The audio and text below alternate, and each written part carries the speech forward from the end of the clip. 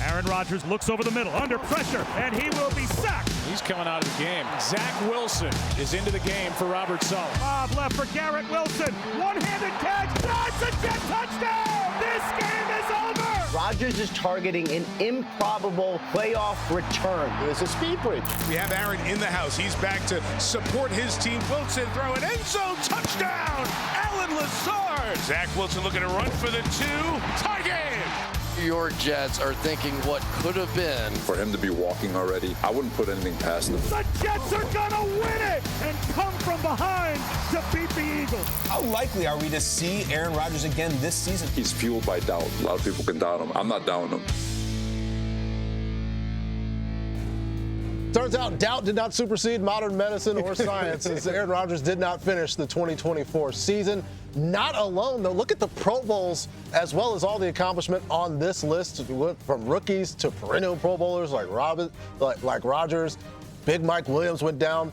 Rough injury for Tank Dell. So how do we approach things when players are coming back from injury? So let's start with just the draft in general, because these guys are on the board. Sometimes they're falling.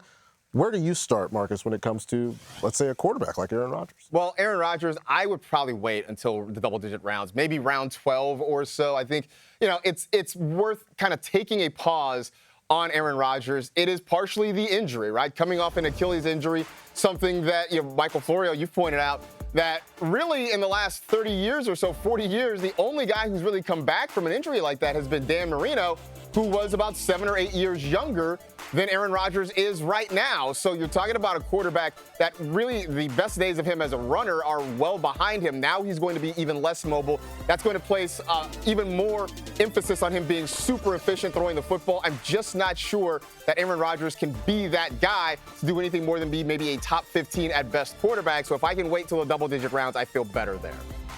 And Marcus mentioned the age difference, of course, with Aaron Rodgers. Now we've got a situation where Anthony Richardson, he was young coming into the league, still young now. How do you approach him coming back from the shoulder injury? I mean, we're all in on Anthony Richardson on this show. I think he's a 5th-round pick right now, and that's right after the Elite Four quarterbacks are off the board. And I'm comfortable taking him there because of the upside that he brings. He averaged 25 fantasy points per game in just the 2 full games that we saw him play last year, but he is a unicorn. We know that he could run like Cam Newton. He could run for double-digit touchdowns, but unlike the other quarterbacks in Allen and Hurts who could do that, he could also run for 1,000 yards. Plus, I trust Shane Steichen there. He always gets the most out of his passing attack. The Colts have added some fun young wide receivers. I'm all in on Richardson, as I know you both are as well. Yeah, so much value in a guy with that much upside, and there was a lot of upside from the year he came into the league all the way until the injury. Nick Chubb has been like lock solid, as dependable as the Tides,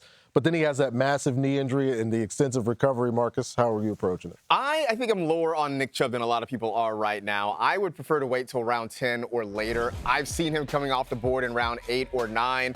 Our pal Laquan Jones likes to remind us that he can lift a Volkswagen. I mean, we've seen the videos of him squatting. And look, I hope for the best. I like watching Nick Chubb play. I think he's an incredible football player, a lot of fun to watch as a running back. But you mentioned, Patrick, the devastating knee injury. This is not the first major knee injury he's had in his career. The Browns, for their part, have been very quiet about when they think he's going to be available. In the meantime, Jerome Ford, Deontay Foreman there sort of to hold things down.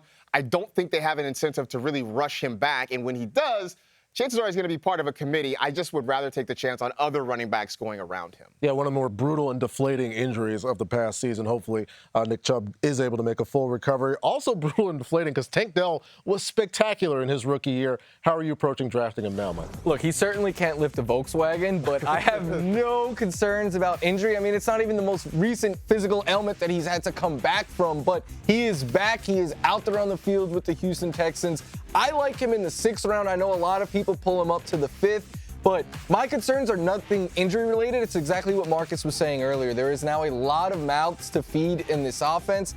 And Dell, while he is the cheapest in preseason, he's also been the 3rd wide receiver playing mostly in 3 wide receiver sets. A lot of upside, just a little bit of a risky floor. So I love getting him more in the 6th round than the 5th. Yeah, it feels like the circumstance more of an issue than any doubt of Tank Dell coming back from his injury. Time a big factor in these things. It was November 11th last year when Jonathan Brooks tore his ACL. Now the rookie coming in, starting his career. How do you feel, Marcus? I feel okay about Jonathan Brooks, mostly because the age concern is a little bit lessened there. And Florio has pointed out in the past that you mentioned the date of when he tore his ACL at Texas. Well, Todd Gurley, coming out of college, tore his ACL right about the same point, and we saw him a little bit of a slow start, but once he hit the field as a rookie, he was all business there. And I think you're going to see similar situation for Brooks once he's fully healthy and is ready to go for the Carolina Panthers. Florio also mentioned Dave Canales and the things he's done with quarterbacks, wide receivers, etc. Let's not forget that Canales had a big hand in Rachaad White being a high-level fantasy running back last season.